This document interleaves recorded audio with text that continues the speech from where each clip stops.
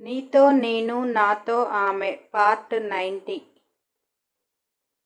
అవని నిధిని విజ్జుని సోఫాలో కూర్చోబెట్టి, పిన్ని వాళ్ళకి కొన్ని వాటర్ ఇవ్వు, నేను ఒకసారి అన్నీ చెక్ చేసి వస్తా అన్నది.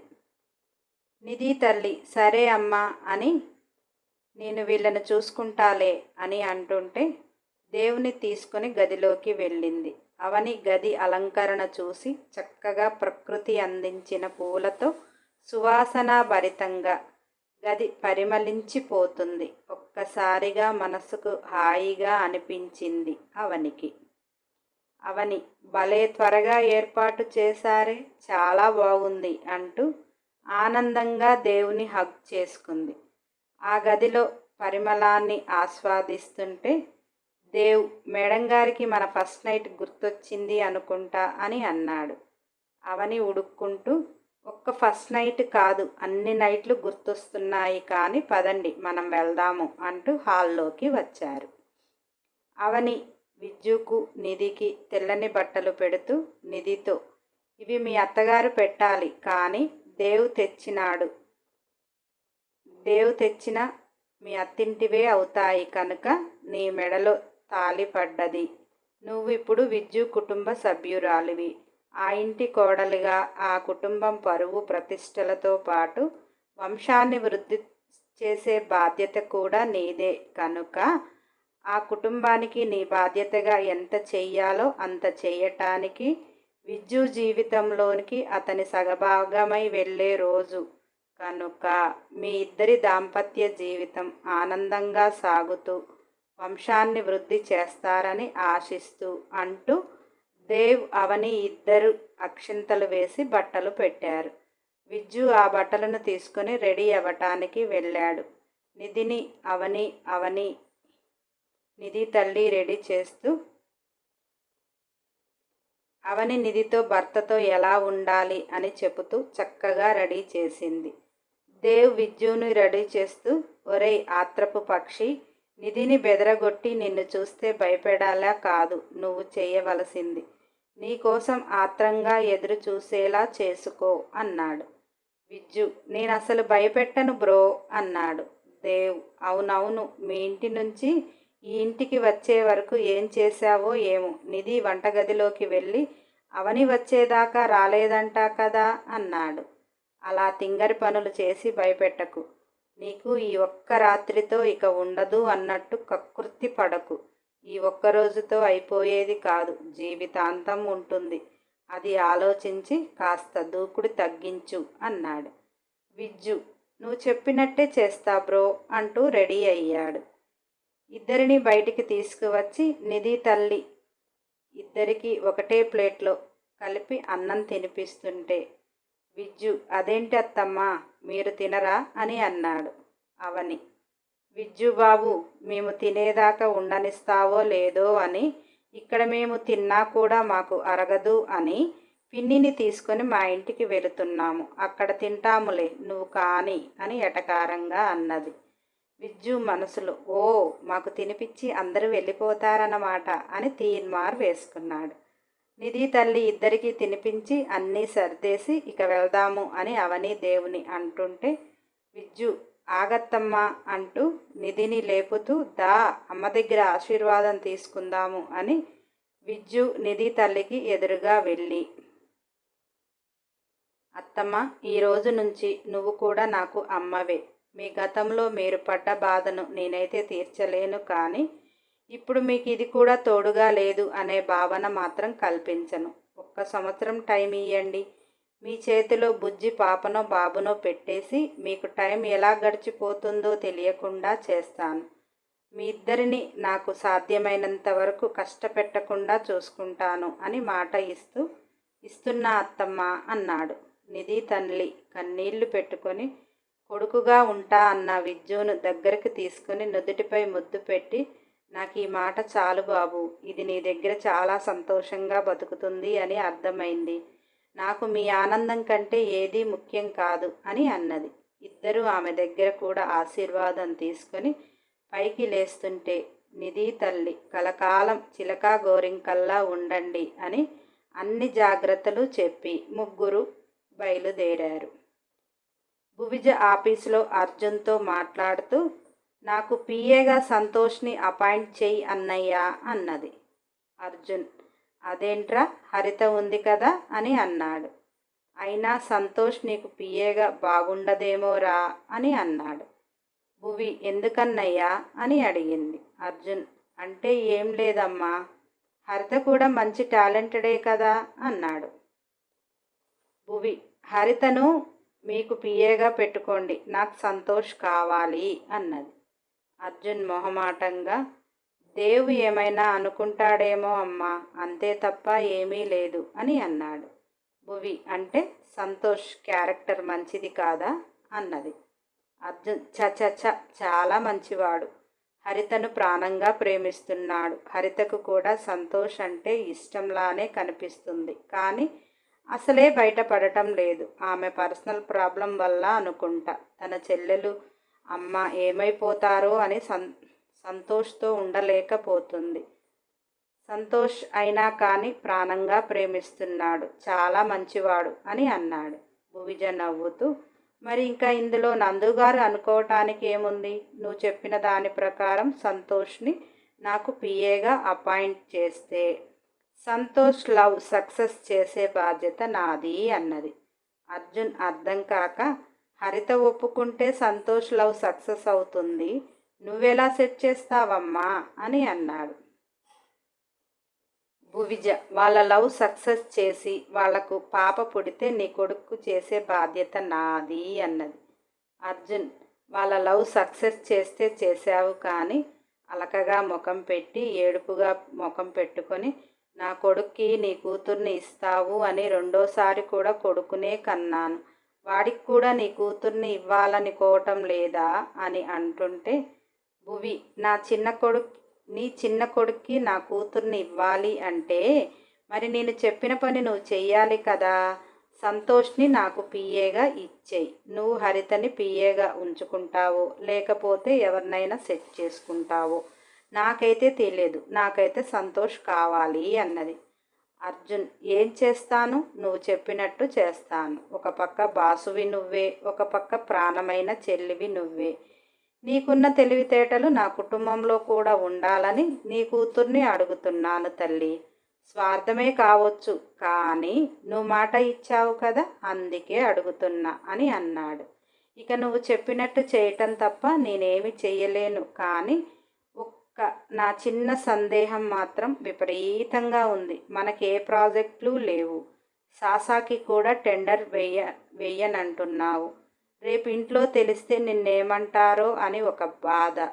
నువ్వు చాలా తెలివైన దానివి అని తెలుసు, కానీ నువ్వు మాట పడతావేమో అని బాధగా ఉందమ్మా అన్నాడు. భువి నవ్వుతూ, సాసాకి టెండర్ వేసేటప్పటికి నేను వెయ్యలేదని నన్ను తిట్టటానికి అక్క నందుగారే కదా, అప్పుడు ఈ పొట్టలో ఉన్న బుజ్జిగాడు బయటికి వచ్చే టైం కదా, నన్ను ఏమనరు, నువ్వేమీ భయపడకు అన్నయ్య అంటుంటే, అర్జున్, అంతా బాగానే ఉంది, కానీ మరి నువ్వు మనకు ఏమీ లేకపోయినా ఇంత బిజీగా ఎందుకు ఉంటున్నావు? ఇంట్లో హాయిగా రెస్ట్ తీసుకోవచ్చు కదా అన్నాడు. భువిజ, కొద్దిగా నేర్చుకొని డెలివరీ తర్వాత స్టార్ట్ చేద్దామని అంతే అన్నది.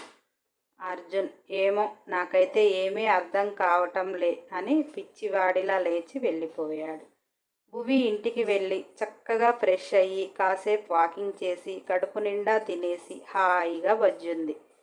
అవని, దేవ్, నిధి వాళ్ళ అమ్మ వచ్చేటప్పటికి భీమ్ ముఖమంతా కందగడ్డలాగా పెట్టుకొని టీవీని చూడలేక చూస్తున్నాడు.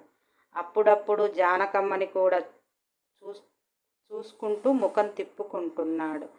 జానకమ్మ వీడికి ఎంత రోషమో అనుకుంటూ, ఒరేయ్ బడవ, నేను పడుకుంటున్నా, వాళ్ళొచ్చేదాకా మెలకుతో ఉండు అని అన్నది. భీమ్, పెద్ద మేడం గారు చెప్పారు కదా, చెయ్యక చస్తామా అంటూ అలకగా ముఖం పెట్టాడు. జానకమ్మ నవ్వుకుంటూ వెళ్ళిపోయింది. భీమ్, అందరూ పడుకున్నారు అనేసి తెల్లగా ఎలా అవ్వాలబ్బా అని ఆలోచిస్తున్నాడు. భీమ్ యూట్యూబ్లో కొట్టి అన్ని రకాల ఫేస్ ప్యాక్ల గురించి తెలుసుకున్నాడు. మగవారికి సూట్ అయ్యేది ఏముంటుందా అని చూసి కలమంద బియ్యపిండి ఫేస్ ప్యాక్ తయారు చేసుకొని ముఖమంతా పూసుకొని అరగంట ఉంచుకోమన్నారు. మరి ఈ లోపల సారు వస్తే ఎలా అని ఆలోచించుకుంటూ ఉన్నాడు. ఇంతలోనే వాళ్ళు వచ్చేశారు. వాళ్ళని చూసిన భీమ్ గబాగబా ముఖం కడుక్కొని అక్కల పక్కలుగా కడుక్కొని వచ్చి సోఫాలో కూర్చున్నాడు. అవని దేవ్ లోనికి వస్తుంటే భీమ్ వాళ్ళను చూసి ముఖమంతా మార్చుకొని కూర్చున్నాడు. అవని అందరూ తిన్నారా అని భీమ్ని అడిగితే భీమ్ అందరూ తిన్నారు, నేనే తినలేదు అని అన్నాడు. దేవ్ భీమ్లో ఏదో బాధ కొట్టొచ్చినట్టు కనపడుతుంటే ఏమైందిరా, నువ్వెందుకు తినలేదు అని అంటూ భీమ్ ముఖం కేసి చూస్తే ఏదో అంత తెల్ల తెల్లగా ముఖం కనపడుతుంది. భీమ్ ఏమీ లేదు, ఆకలి కావటం లేదు అన్నాడు.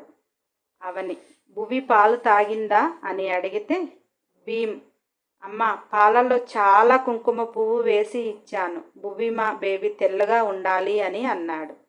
అవని ఎక్కువ కుంకుమ పువ్వు వేస్తే తెల్లగా ఉంటారా, ఎవరు చెప్పారా నీకు అని అన్నది. భీమ్ మరి భువి మా బేబీ తెల్లగా ఉండాలంటే నేనేం చేయాలి, అమ్మమ్మ నన్ను తిట్టింది అని అలకగా ముఖం పెట్టాడు.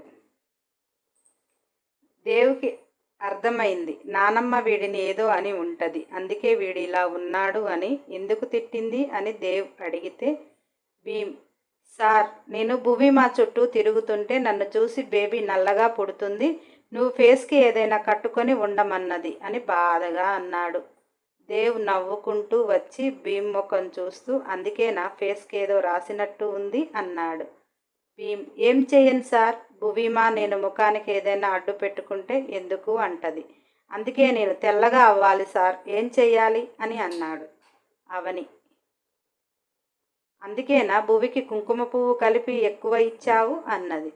భీమ్ అవునమ్మా, బేబీ నల్లగా పుడితే అమ్మమ్మ నన్ను జీవితాంతం తిడతాది కదా అన్నాడు.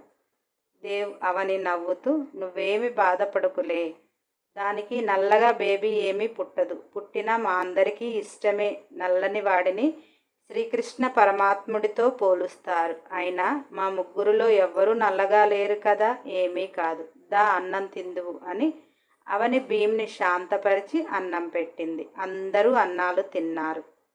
అవని వెన్నగిన్నెని దేవు చేతిలో పెడుతూ ఉదయం దాన్ని కొట్టారు కదా, ప్రసన్నం చేసుకోండి, పిన్నికి తోడుగా నేను పడుకుంటా అని అన్నది. విజ్జు అందరూ వెళ్ళిపోయారని హ్యాపీగా గేటు తాళం వేసి రూమ్ డోర్ గట్టిగా పెట్టి ఆనందంగా నిధిని చూస్తూ వస్తుంటే సెల్ మోగుతుంది. సెల్ చూసి ఒక ఫ్రెండ్ అనేసి లిఫ్ట్ చేసి చెప్పరా అని ఆనందంగా అన్నాడు. విజ్జు ఫ్రెండ్ పెళ్ళయింది అంటగా, ఈరోజు ఫస్ట్ నైట్ అంట కదా, ఇలా ప్లాన్ చేసావేంటి అని అడుగుతున్నాడు.